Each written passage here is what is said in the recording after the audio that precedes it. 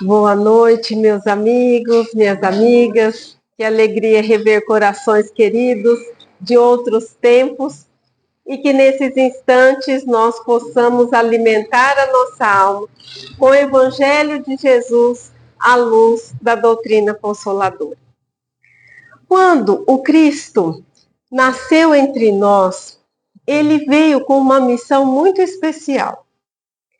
O seu nome era guardado, as profecias judaicas falavam em torno de um Messias que libertaria o povo judeu do sofrimento, da dominação dos povos estrangeiros, que implantaria um reino de esperança, de amor, de bem-aventuranças. Jesus então vem com essa missão de proclamar sim um reino.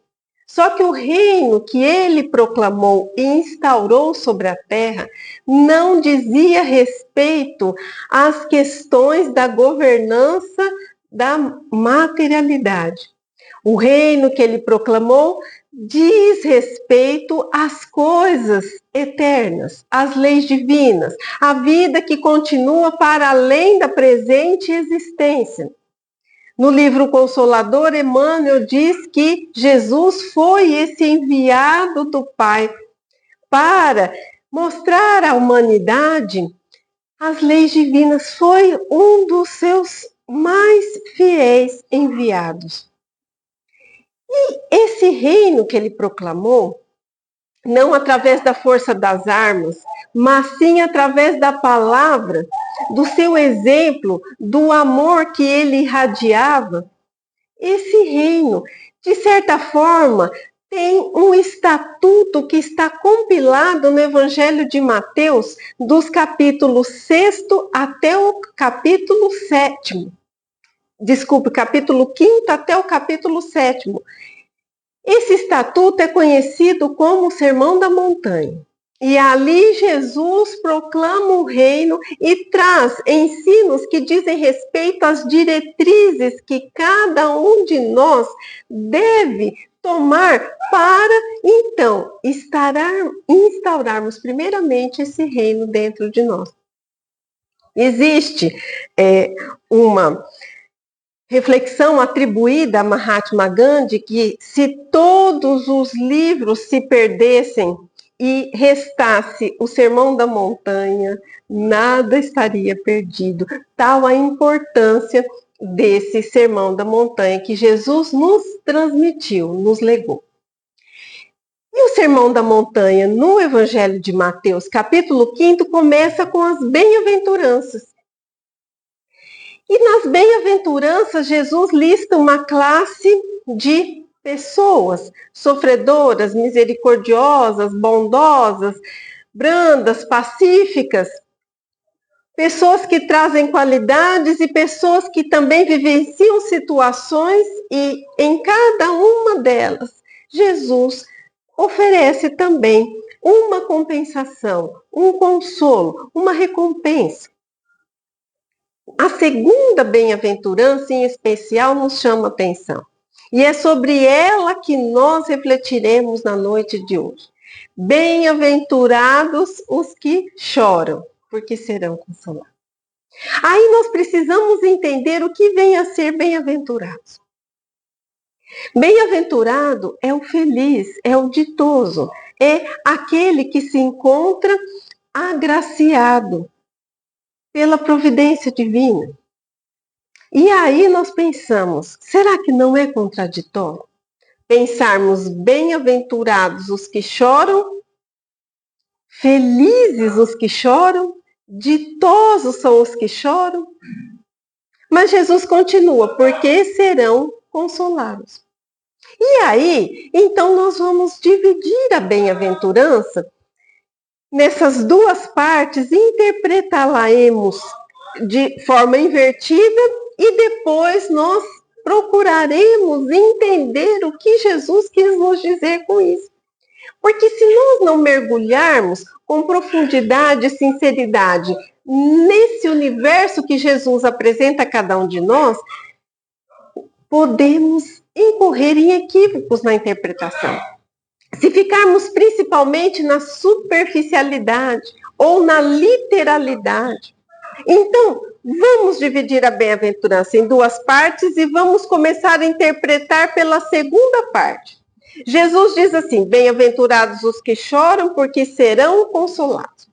Então, quando ele diz porque serão consolados, ele está prometendo um consolo, um auxílio, uma compensação. E será que esse consolo, esse auxílio, essa compensação é para o momento presente ou é para o momento futuro? Será que pode ser para o momento presente, para o momento futuro? Então vamos lembrar de alguns ensinos de Jesus. No Evangelho de Lucas, nós encontramos a parábola do rico e do Lázaro, ou Lázaro rico, ou parábola do mal rico, né? Dependendo da tradução, o título varia. E lá nós temos, então, dois personagens. Um rico que se vestia de linho e púrpura, e Lázaro, alguém que vivenciava extrema necessidade material e trazia o seu corpo coberto de chagas, ficava na frente da casa do rico, se alimentando das migalhas que caíam da sua mesa. Os cães lambiam as feridas de Lázaro, até que chega um dia que Lázaro retorna à pátria espiritual. Um certo tempo depois, o rico também. E chegando na vida que transcende a presente existência, o rico avista Lázaro no seio, nos braços de Abraão. E o rico estava naquele lugar, né, bem agradável, onde as chamas, aquelas labaredas provocam aquele desconforto. Ele tinha sede, e quando ele avista Lázaro no seio de Abraão, ele pede que Lázaro venha ele trazer um pouquinho de água, nem que se fosse, né, molhasse o dedo na sua língua para que ele pudesse se saciar. E é dito ao rico que havia um grande abismo entre eles, que não era possível. Então, o rico pede para que Lázaro retornasse e avisasse os seus familiares de que era preciso ter atenção às leis divinas, contasse o que estava se sucedendo com ele. E é dito, então, que os familiares daquele homem rico traziam e tinham acesso ao quê? Às leis e os profetas. E se eles não acreditavam, não obedeciam nem atendiam às leis e os profetas, eles não acreditariam em ninguém que ressuscitasse para alertá-los. Para nós termos uma ideia, para o povo judeu falar que uma pessoa está nos braços de Abraão é a mesma coisa que falar que a pessoa está nos braços de Deus, porque Abraão é o patriarca do povo hebreu e o povo judeu é descendente do povo hebreu. Então, se nós pensarmos naquele contexto, estar nos braços de Abraão é a maior compensação, recompensa que alguém poderia receber quando chega do outro lado da vida. Então, quando Jesus diz que serão consolados, sim, esse consolo pode ser futuro, pode ser para quando nós partirmos daqui, mas também nós precisamos entender que no atual momento, apesar de estarmos vivendo em um mundo material, nós aqui estamos para evoluirmos e a todos os momentos somos amparados, auxiliados de uma forma ou de outra. Então, o consolo é também para o momento presente. Quem aqui de nós já não vivenciou uma situação em que estava naquele dia não muito bom e de repente chega uma mensagem no celular, a gente encontra alguém, nós assistimos uma palestra, nós sintonizamos com algum estudo na internet, enfim, alguém nos liga e de repente, através daquela fala, nós temos muitas vezes a resposta para aquela nossa dúvida. Nós caímos em nós mesmos, nos equívocos ou na maneira equivocada que construímos o nosso pensamento. Já aconteceu com vocês? Uma vez eu estava extremamente triste com algo que tinha acontecido, era uma fase meio complicada da minha vida, e aí eu saí sem rumo andando ali no centro da cidade. Eu estava andando no centro da cidade e as lágrimas escorriam, assim. E de repente eu encontrei um conhecido que desde o primeiro momento da sua existência terrena traz os seus olhos fechados para a luz. Ele não enxerga, apenas consegue ouvir, se locomover, e tem uma perspicácia muito grande. Pela voz ele já consegue reconhecer todas as pessoas, mas imaginemos nós o que é não enxergar a beleza de uma flor, as paisagens, enfim. E aí eu encontrei, comecei a conversar com ele, e ele conversando comigo, eu perguntei como estavam as coisas, aí ele começou a me relatar os livros que ele já tinha lido, porque ele é espírita. E sabe, eu fico tão feliz porque às vezes as pessoas chegam aqui e eu ganho o livro à tinta. Ele fala a tinta que são esses impressos. Aí eu dou o livro para a pessoa e falo assim, você tem 5 minutinhos, você não pode ler para mim um pouquinho? E aí, às vezes a pessoa, se ela não está com pressa, ela lê um capítulo, né? Aí chega outra pessoa e também eu consigo ler através dos audiobooks, né? Então aí ele começou a falar tudo aquilo que ele já tinha lido. Eu falei, meu Deus, ele pode fazer palestra. Eu acho que ele já leu mais livro do que eu. E aí, para arrematar a conversa, ele falou, sabe, Michele, mas eu sou muito feliz. Porque chega no fim do dia, eu reúno meus amigos e a gente toma um guaraná nesse calor. E tem muitas pessoas que não têm a condição de tomar um guaraná no fim do dia. Bom, meus queridos, eu não consegui mais falar nada. Eu falei, então tá bom, a gente se encontra por aí. E aí eu saí chorando ainda mais, porque eu falava assim, meu Deus, que vergonha. Eu sei que meu problema não é fácil e está me angustiando, mas a minha situação comparada a essa situação e o esforço, mas o que mais tocou meu coração é a gratidão que aquele companheiro trazia no seu íntimo. Enxergando a beleza da vida e agradecendo porque alguém podia parar 5 minutos para ler um capítulo de um livro para ele, em meio ao barulho da rua, porque ele fica trabalhando no centro da cidade. Então, meus queridos, o que é isso? Essa é a mão divina a nos amparar, a nos colocar no caminho de um pensamento mais adequado, mais equilibrado, fazendo com que nós reflitamos realmente sobre tudo aquilo com o qual somos agraciados e o quanto podemos fazer, melhorar, transformar, ser felizes com aquilo que nos é ofertado. Então, é o amparo divino que não se ausenta em momento nenhum. Somos nós que muitas vezes nos desconectamos desse auxílio divino. Então, o consolo é sim em forma de uma compensação para a vida futura, em forma de amparo, auxílio para o futuro, sim, mas também desde o momento presente. Então, através dessa afirmativa de Jesus, nós percebemos que esse consolo é endereçado. Só que aí nós pensamos, esse consolo é endereçado, será que a todos?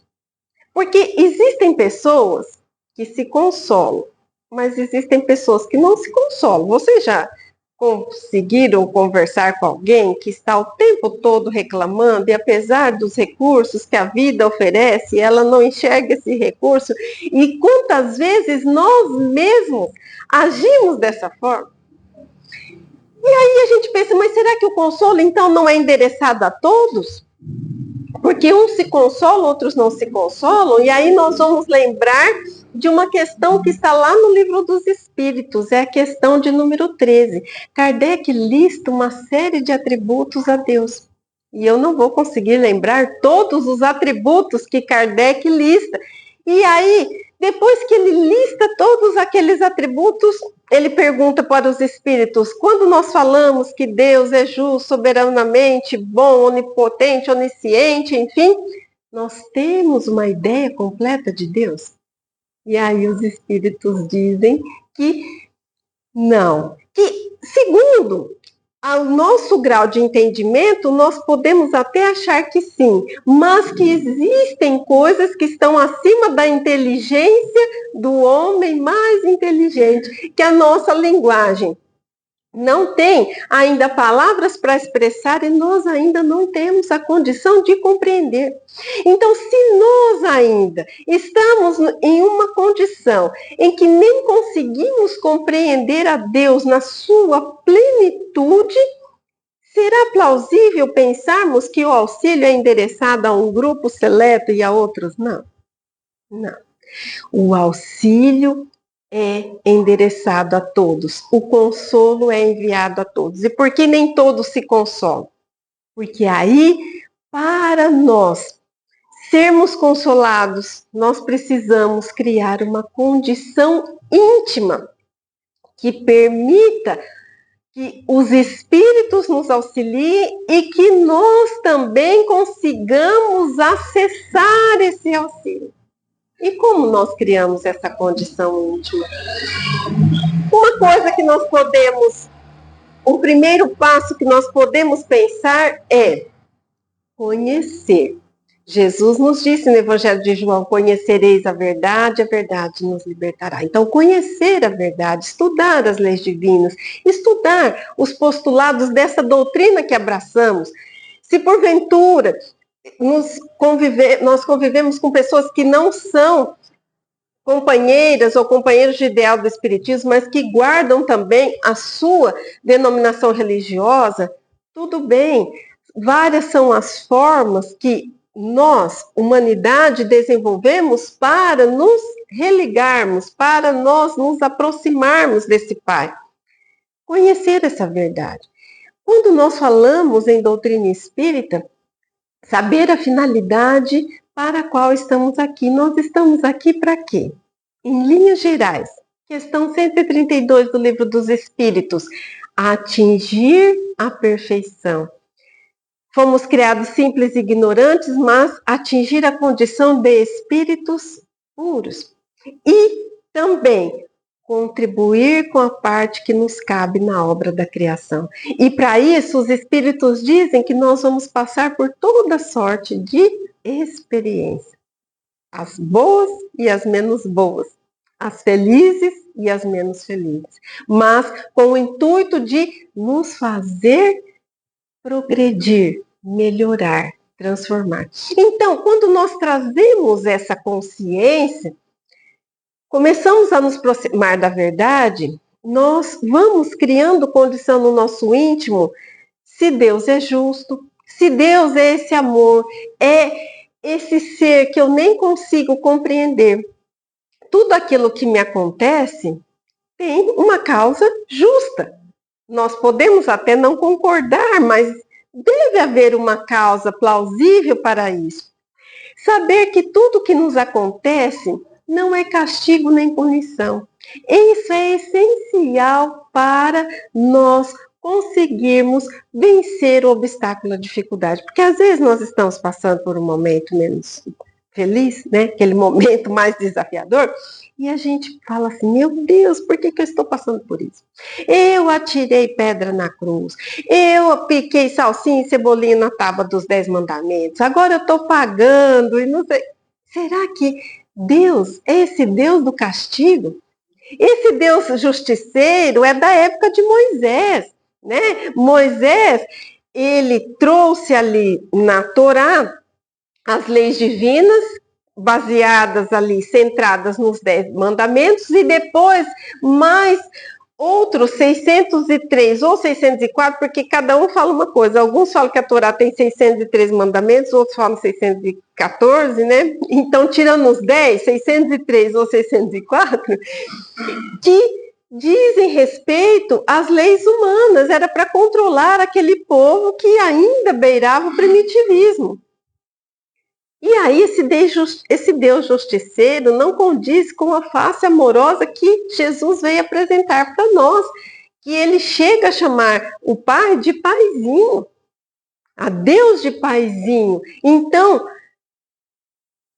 nós precisamos entender que a lei de Deus não é punitiva, ela é consequencial, é causa e consequência. Então, quando nós pensamos a dor não é uma punição, o sofrimento não é um castigo. Nós já começamos a olhar para a dificuldade com outros olhos.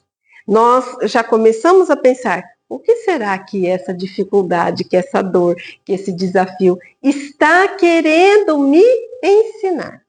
Então, dor não é punição. Um dia eu estava fazendo essa palestra e falei, gente, se nós guardarmos isso, não precisa mais prestar atenção na palestra. Aí depois eu falei, não, brincadeira, precisa prestar sim. Mas dor não é punição, não é castigo. E aí, qual que então é essa finalidade da dor?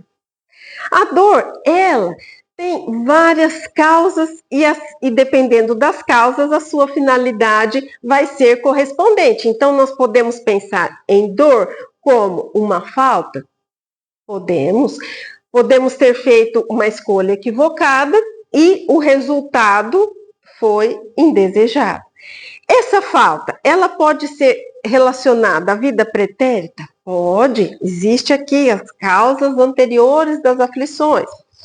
Mas também essa falta pode ser relativa à vida presente. Essa dor pode ser também uma escolha para alavancar a nossa evolução? Tipo uma prova? Pode. Às vezes nós escolhemos passar por determinadas situações para desenvolvermos humildade, compaixão, paciência, bondade, perseverança, resignação. Então, nós não podemos falar que essa dor vem com essa finalidade de punir ou castigar, mas que ela está atrelada a uma falta pretérita ou presente, ou que ela está atrelada a uma escolha para alavancar a nossa evolução e que em todas as circunstâncias a finalidade é fazer com que nos transformemos em criaturas melhores. Se esse desafio estiver vinculado a uma falta, nós precisamos, para apagar o traço dessa falta, de alguns passos que Allan Kardec vai listar lá no livro Céu, Inferno, Código Penal da Vida Futura, que é o arrependimento, é aquele momento que eu falo, não vou mais seguir por esse caminho. Nós nos conscientizamos do nosso equívoco e nos decidimos a mudar a direção.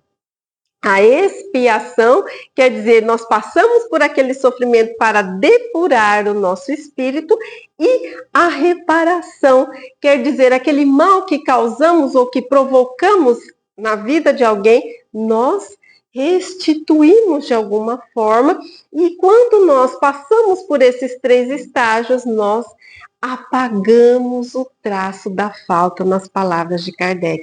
Mas nós também podemos, se for uma escolha como prova, que não está relacionada à falta ou equívoco, nós podemos, então, angariar virtudes, construir virtudes dentro de nós. Mas tudo depende do quê?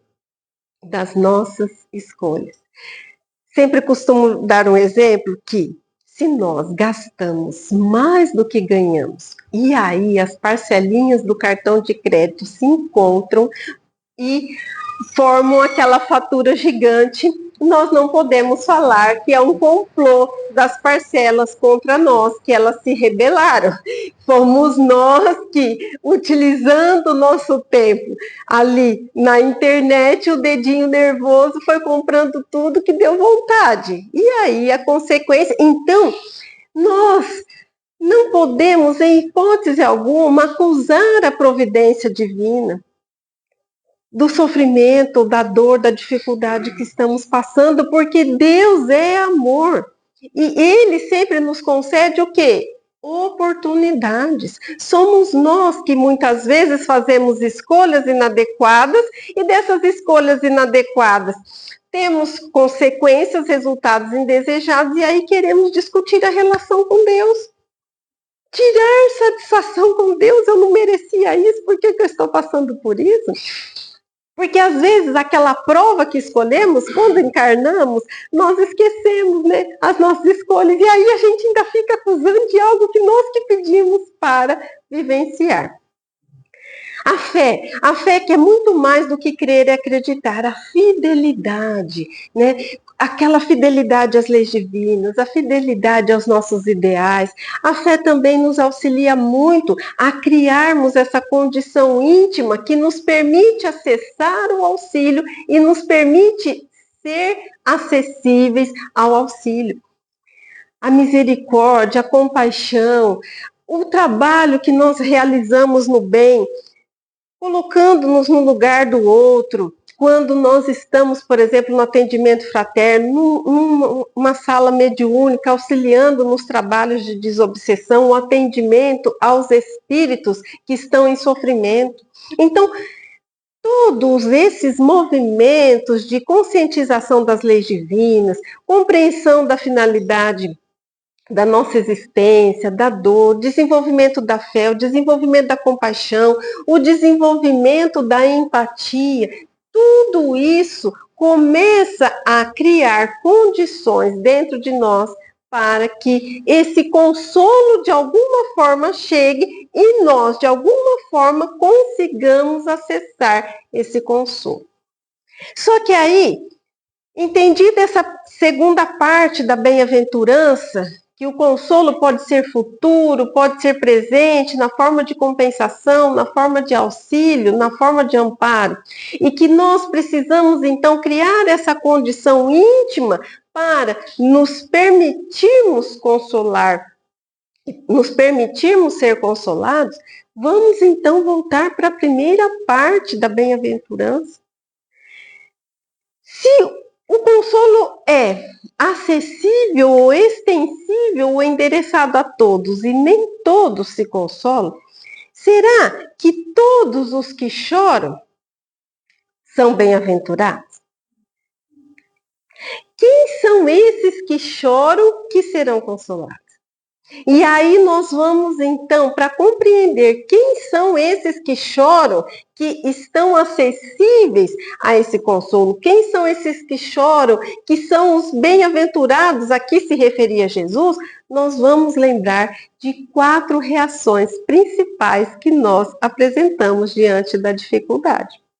Porque quando a dor bate a nossa porta, qual a nossa reação? Nós a olhamos com cara torta ou nós a recebemos com boa educação? Eu não sei vocês, mas eu faço cara torta. Quem aqui quer ser visitado pela dor?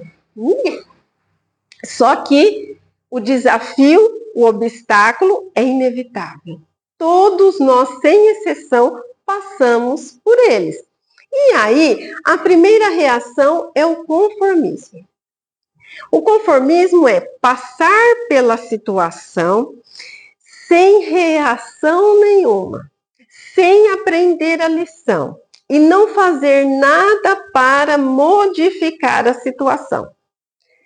E aí nós podemos pensar assim, mas ser conformado é bom, então, né? É isso que Jesus pede para a gente, porque ele diz no próprio Sermão da Montanha, se alguém bater em uma face, ele fala assim, apresentar-lhe a outra. Se alguém quiser caminhar 1.000 passos com você, caminha 2.000. Se alguém pedir a túnica, empresta também a capa. Então, se nós fizermos uma interpretação superficial ou literal, nós vamos falar, Jesus está pedindo para sermos conformados. Mas não está, porque dar a outra face significa o quê? Não significa virar o rosto para receber agressividade. Significa que se alguém está sendo agressivo para conosco, nós devemos devolver o quê? A amorosidade, a calma, a compreensão, o contrário daquilo que estamos recebendo, para equilibrar a situação. Então, o conformado é aquela pessoa que, vamos imaginar o seguinte, ela está andando pela rua e existem algumas plantas, alguns vegetais que eles têm alguns espinhos. E ela está caminhando ali pela calçada, ela pisa, né, nessa planta, o espinho adentra o seu sapato e chega a ferir o seu pé. Ele entra ali no dedão e aí a pessoa pensa assim, nossa, hoje é dia 20 de outubro, se eu passei por essa rua, nessa hora, pisei no espinho, é porque estava escrito nas estrelas que eu tinha que ficar com esse espinho, então eu não vou fazer nada. Ela vai embora mancando, o espinho tem que ficar aqui porque eu preciso passar por isso. Será que é isso que Jesus nos pede? Mas, tirando esse comportamento do conformismo e partindo para outros comportamentos, nós vamos para o inconformismo, que é o oposto. E aí, o inconformismo, ele vai gerar vários resultados. A pessoa inconformada, ela não vai aceitar a situação. Só que ela pode não aceitar a situação de várias formas. Primeiro, ela pode fazer aquele escarcéu, né, que muitas vezes eu já fiz esse escarcéu e eu digo, por experiência própria, não resolve nada. Ela pode também, apesar de nutrir no seu íntimo a inconformação, até uma revolta, uma raiva, mas apesar desse sentimento, ela pode tentar modificar aquela situação. Então vamos voltar, por exemplo, do espinho. A pessoa pisou no espinho, só que aí ela vai para o outro extremo, não para o conformismo. Ela vai para o inconformismo, machucou o seu pé, aí ela olha ao redor, vê de onde que veio aquele galho, aquela árvore que é de uma casa. Por dentro ela tá, né, bem irritada, bem nervosa, mas ela bate na casa e fala assim, olha, eu acabei de me ferir aqui, será que nós não poderíamos fazer uma força-tarefa? Eu ajudo o senhor, eu ajudo com o jardineiro, a gente contrata e vamos aparar aqui, porque pode passar uma criança, um idoso, pode passar um animal. Então, quer dizer, apesar de ela não ter se conformado e por dentro ela ter ficado irada com a situação, ela procura, de alguma forma, solucionar o problema. E isso nós observamos todos os dias em depoimentos, jogadores. Outro dia estava assistindo um documentário sobre aquela seleção de vôlei de 2002, que foi, né, campeã do mundo, e o Giovanni falava, eu fui passar para o teste da seleção e a pessoa que fez a minha seleção falou assim, não, você não serve, a sua mão não se encaixa na bola. E aí ele treinou com aquela inconformação, com aquela garra e se tornou, né, um grande jogador. Então, muitas vezes, aquela inconformação com uma situação, ela pode resultar em uma experiência positiva. Só que também, na grande maioria das vezes, ela fica adstrita à revolta, à reclamação, ao azedume. E aí é quando a pessoa não faz nada para mudar a situação e só fica reclamando. O conformado não faz nada para mudar a situação, mas ele também não aprende. Ele fica insensível àquilo que está acontecendo. Então, esses dois extremos não são bons. E aí nós podemos pensar, então tá bom, então nós precisamos ser inconformados de um inconformismo que nos impulsiona a tentar resolver a situação. Porque os grandes inventos da humanidade surgiram por causa de mentes que não se conformavam com determinadas coisas. E aí foram inventadas a luz, a roda, a Revolução Industrial, as máquinas, enfim, as novas correntes filosóficas, doutrinárias, os novos movimentos culturais surgiram de mentes que não se conformavam com determinadas imposições ou determinadas situações. Mas aí eu falo assim, mas também não é isso que Jesus nos pede. E aí tá todo mundo assim, meu Deus, mas o que será que Jesus pede? Então é quase impossível. Nós também podemos apresentar diante da dor uma quarta reação, que é desenvolvermos virtudes e posturas de obediência e resignação. E aí nós vamos lá no Evangelho segundo o Espiritismo. Bem-aventurados os brandos e pacíficos, em uma lição que se chama obediência e resignação, onde o Espírito Lázaro vai nos dizer assim: a obediência é o consentimento da razão. A resignação é o consentimento do coração.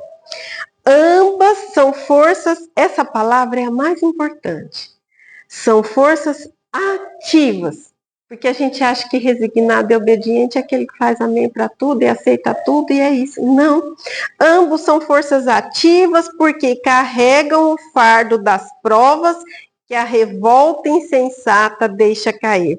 O frouxo não pode ser resignado, assim como o orgulhoso e egoísta não podem ser obedientes. Jesus foi a encarnação dessas virtudes desprezadas pela antiguidade material. Sermos obedientes e resignados é passar pela situação de dor, de dificuldade, de desafio, colocando Deus na jogada, chamando Deus para estar com a gente naquele time, naquelas posições em que Ele nos coloca. Porque quando somos obedientes e resignados, o que acontece? Sim, nós procuramos modificar uma situação, só que o nosso íntimo não está em revolta. No nosso íntimo, nós nos entregamos ao Pai. No nosso íntimo, nós procuramos vivenciar as leis divinas no momento da tormenta e da turbulência.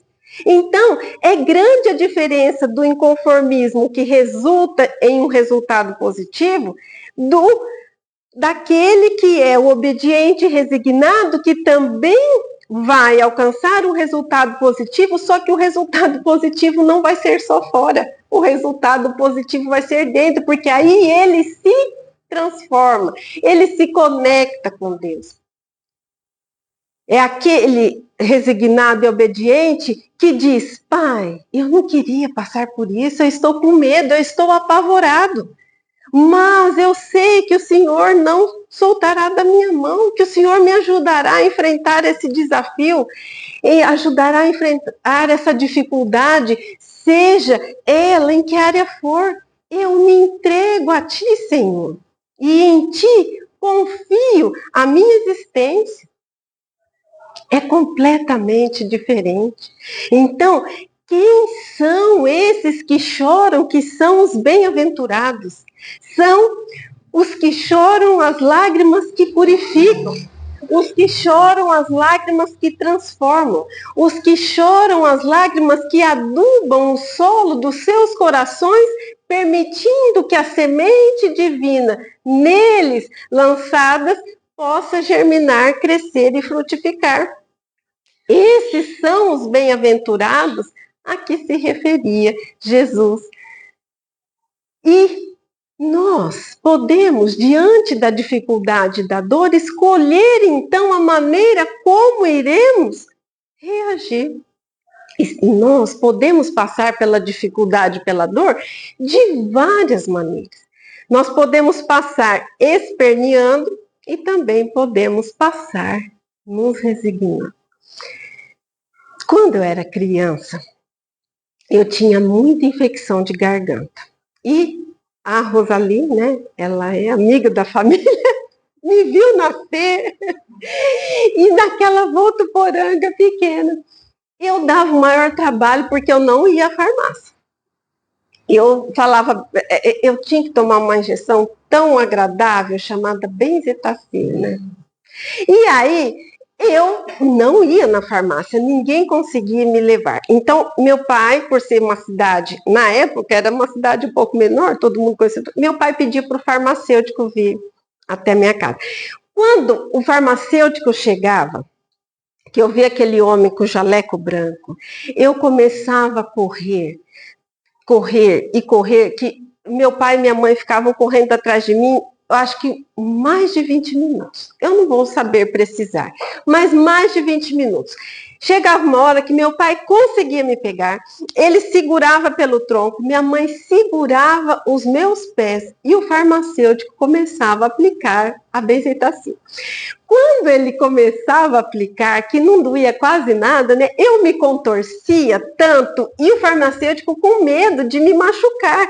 Então, um procedimento que era para durar 5 minutos, durava de meia hora, 40 minutos. Bom, quando terminava, meu pai estava exausto, minha mãe exausta. O farmacêutico, acho que não podia me ver na frente, falava, quem que é essa menina? Não me manda aqui de novo. A minha irmã se assustava e corria dentro de um quarto e se trancava pensando que o farmacêutico iria também aplicar a injeção nela. Eu chorava tanto que eu ficava assim, por que meu pai e minha mãe estão fazendo isso comigo? Enfim, da minha irresignação diante daquela benzetacil, eu desestruturava a casa inteira. E aí eu apelidei os problemas, né? Quando eles estão chegando na minha vida, eu falo, ai, a benzetacil chegando. Aí eu falo, ai meu Deus, como que eu vou reagir? Será que eu vou espernear como eu era criança? Ou será que eu já vou ser mais bem educado? Porque é o seguinte, a dor e a dificuldade, elas vão doer do mesmo jeito. Não vai ser mais fácil, mas pode ser menos tormentoso, pode ser mais leve, pode ser menos sofrido. E quando nós aprendemos a lição, quando nós nos portamos de maneira madura diante da dor, e aprendemos, porque a finalidade de tudo é o aprendizado e a transformação, essa dor passa mais depressa. Então, muitas vezes, o que causa esse desespero, essa aflição, não é nem a dor em si, a dificuldade, o desafio, é a carga de aflição que nós depositamos através da nossa reação, muitas vezes imatura, muitas vezes impensada, muitas vezes desesperada. Saibamos confiar em Jesus, porque aquele que disse, bem-aventurados os que choram, porque serão consolados, nunca nos enganou. Ele disse que não nos deixaríamos órfãos, e ele também disse que no mundo teríamos aflição, mas que era para termos bom ânimo, porque ele havia vencido o mundo. E assim, que possamos enxergar a dor de uma maneira diferente. Tem um conselho amigo que nos diz assim, enxerga a dor como tua aliada, que o solo do teu coração prepara para receber a semente lançada pelo Mestre Maior na grande seara. Bem diz assim, a dificuldade que te convida a compreender, não há paz nem mesmo felicidade sem os ensinos de Jesus viver. Descobre em cada problema o desafio e não te deixes cair em desvario. Busca no solo do teu coração os nutrientes da fé a te sustentar. Trabalhe e prossegue sem desanimar. Em tudo coloca o amor em ação. Permita brilhar a tua luz, sê como a boa terra que produz os frutos da obediência. Desperta a tua consciência para o sol divino do Evangelho, abandona por completo o homem velho e todo desejo que acalente, que sufoca a divina semente. Obrigada pela atenção. Muita paz.